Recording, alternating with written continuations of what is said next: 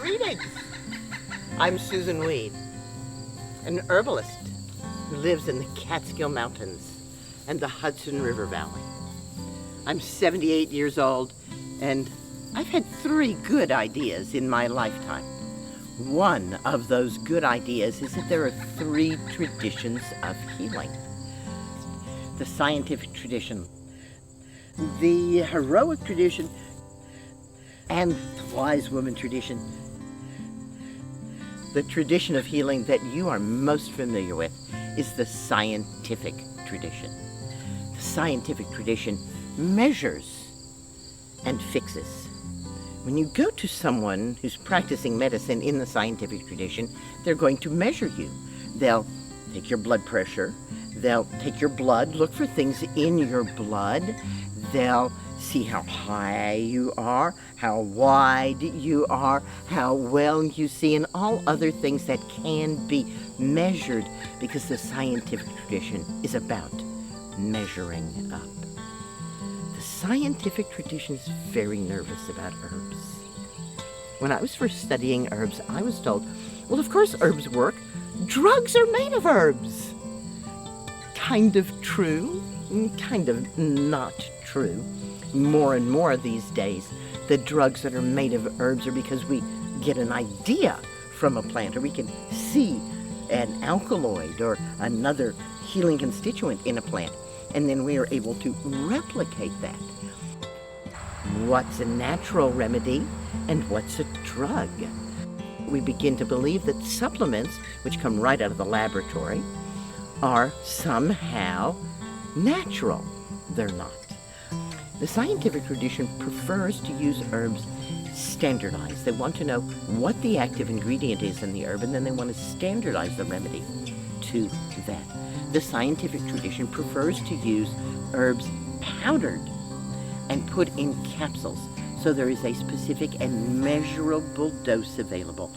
Measuring and fixity standardization are some of the most important things in the scientific tradition, and I actually agree with them. If you're going to use herbal medicine by making it as drug-like as possible, by powdering it and putting in capsules, or extracting and concentrating and purifying, these are drugs.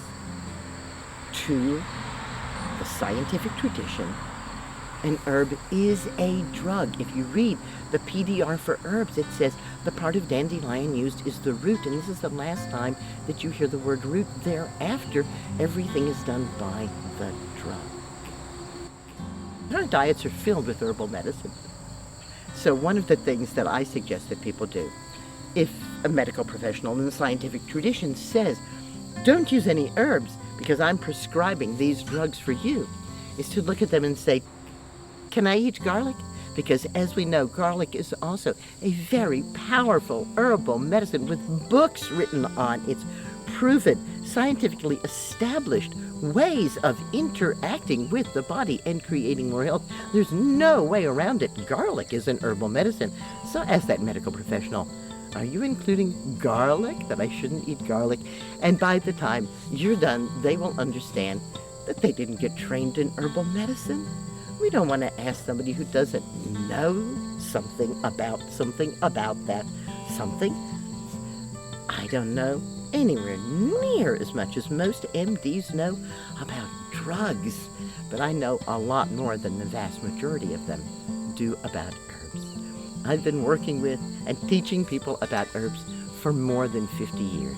Not just my family and friends, but hundreds of thousands of people. My books have sold millions of copies and been translated into a great many languages. So when I say to you that the scientific tradition is afraid of herbs, but you don't have to be, I really mean it. Green blessings are around you. The scientific tradition is not the only tradition of healing.